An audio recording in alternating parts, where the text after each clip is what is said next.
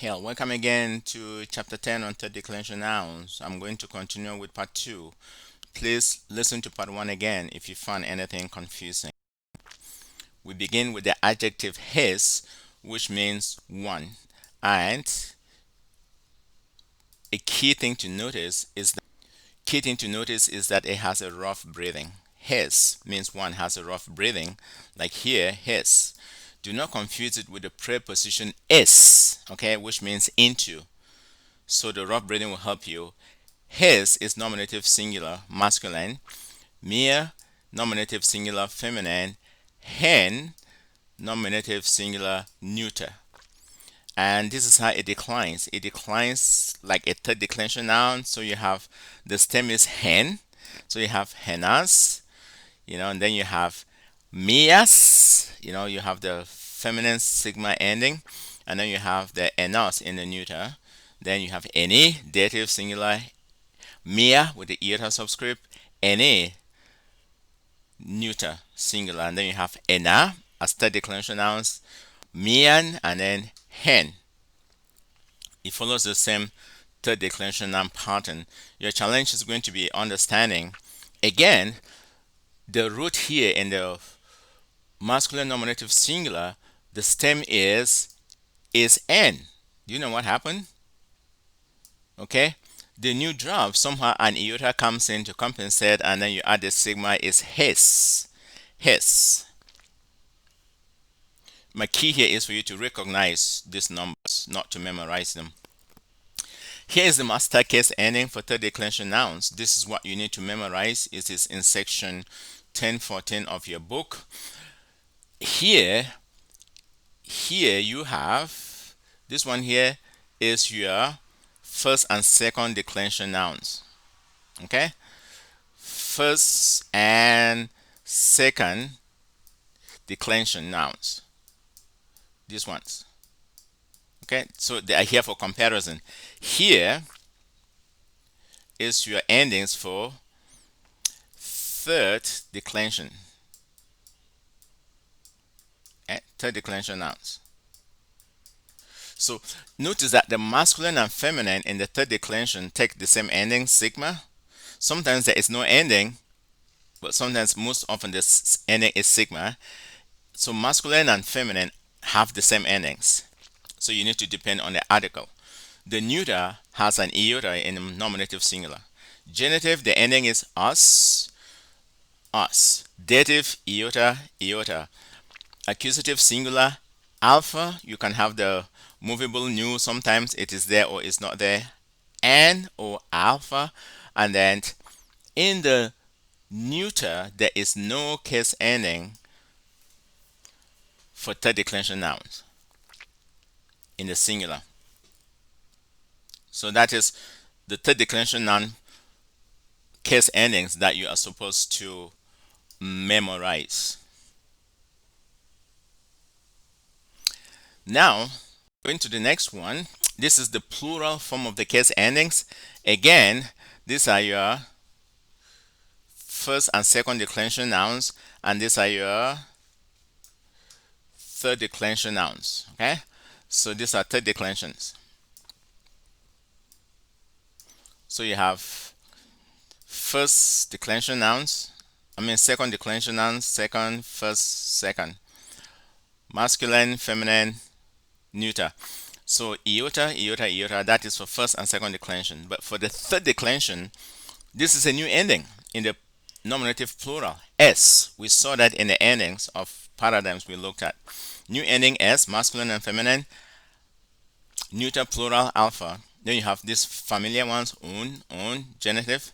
Then dative plural, in the third declension, the ending is sigma iota. It's a familiar ending. Before, the dative ending was iota sigma. But now, like here in the first and second declension nouns. But now it is switched and you have sigma iota. Therefore, this sigma impacts the consonantal ending of the noun. So in the neuter, sigma iota. In the accusative plural of third declension nouns, the masculine and feminine takes the alpha Sigma ending is a familiar ending, but here is accusative plural for both masculine and feminine. And in the neuter, you have the alpha ending. So here the new thing is the S that you learn, the different form of the dative, and masculine and feminine taking the same ending. Memorize this. Memorize the case endings for third declension nouns, both singular and plural. Again, if you were to add the case endings to the connecting vowels, this is how you will have it in the first and second declension nouns. But here, since third declension nouns end with a consonant, here you just add the sigma to the consonant and then the changes happen. Neuter, there is really no case ending. Then in the genitive, you have the us, iota, iota, and then no ending for the neuter. And then the same thing in the plural. These are just the endings that are added to the stem. Okay, s, un, si, as, alpha, un, sin, alpha. That's the plural. Again, the key is to memorize the case endings as I showed you a few slides back. A hint for you, memorize gender. The only way you can know the gender of the third declension noun is by the article. Okay, the article does not change. The article will not change. You have ho, he, and to. Those articles will not change. They will agree with the nouns in their case, gender, and number, but they will not change their form. So the article helps you know whether a third declension noun is masculine, feminine, or neuter. There's something called patterns, which basically when you see words that end with mat, they are going to be neuter in third declension nouns. Like onomat, onoma is a neuter because the stem ends in mat. Again, as I said, the article never ever changes. So we come to something new, square of stops. I'm going to be brief on this because this is basic memorization. The square of stops helps you know what to do when the consonant of a third declension noun is added to a sigma, or when a sigma is added to the stem of a third declension noun that ends with a consonant. They are what we call labials. Those are P, beta, phi. Whenever a stem ending in P, beta, or phi, when you add a sigma to it, you have C. Okay, you have C. Then velas. When a noun stem, third declension noun stems end in kappa, gamma, or chi. Okay, when it ends like that, and then you add a sigma, what you get is chi. When a third declension noun ends in tau, delta, or theta, when you add a sigma, those drop, and you only have the sigma. Tau will drop, delta will drop, theta will drop if they end a third declension noun word, and then the sigma added to it will stand. You can go back and look at the declensions that we looked at, and you can see how this played out. Noun rule number 8. Again, memorize the square of stops. Noun rule number 8. We've seen this earlier. A tau cannot stand at the end of a word and will drop off. And if a sigma is added to it, it will be added. But if there is no case ending like in the neuter, the word will just end without the tau.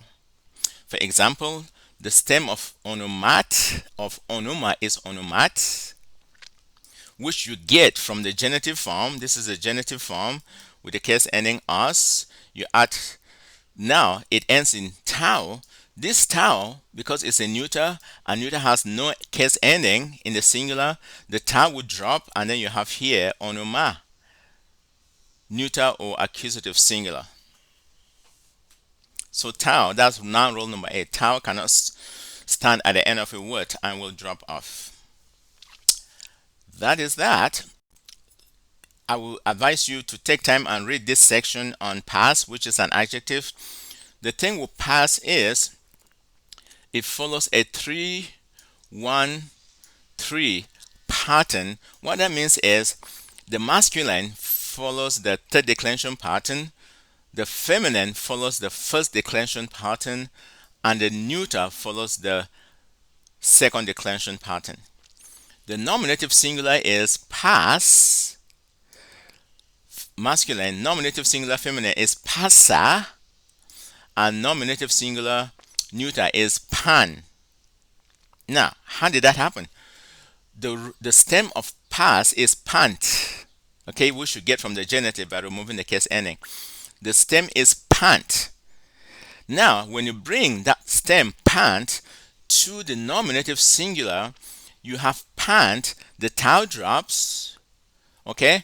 In the nominative, if you bring it up here, the tau will drop in the nominative singular, and the nu will drop because it's coming up against a sigma, and then you have pass. But in the feminine, it's just the regular pattern. The feminine form is passa, which follows the feminine declension. Again, in the neuter, you see the stem is pant. When you bring it up to the neuter, tau drops out because tau cannot stand at the end of a word, and then you have pan because neuter does not have a case ending. So you have pass, pantos, panti, panta, passa, passes, passe, passan, pan, pantos, panti, pan. That's it. You can learn that, and that is the plural from, again, the third declension case ending. This is first declension case ending, and this is third declension case endings, which you already learned. You should be able to recognize this and be able to decline pass, passa, and pan in all genders. Okay. So you have learned different adjectives. Agathos follows 212. It follows masculine, feminine, masculine, feminine, neuter pattern. Second declension, first declension, second declension. Pass, passa, pan follows 313. The masculine follows the third declension, the feminine follows first declension, the neuter follows third declension. Ionias follows 2-2. Masculine and feminine follow the second declension pattern, and the neuter follows the second declension pattern. Then you have tis or t, which basically follows only in the masculine, feminine, and neuter. They follow the third declension pattern. Read the summary section in your book very well. Okay. Stems ending in consonants are third declension nouns. You should know the four hints. Okay.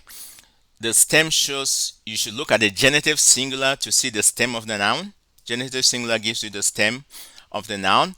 And then nominative singular and dative plurals are, dative plural will have the sigma iota. Nominative singular will have the sigma that is added to the stem, and changes will happen. Nu and tau will drop off before a sigma, and tau cannot end a word. Memorize the article in order to know the gender. You should memorize the master case endings for third declension nouns. You should know noun rule number 7 very well, square stops, and noun rule number 8, which will make things easier for you. I just explained an article before there means but he. An article before prepositional phrase functions as a substantive, like those or to those in the house. And now you have just learned the adjective pass, which follows the 313 pattern. Please write questions to me and I will answer them if anything is confusing to you. Be blessed. Bye bye.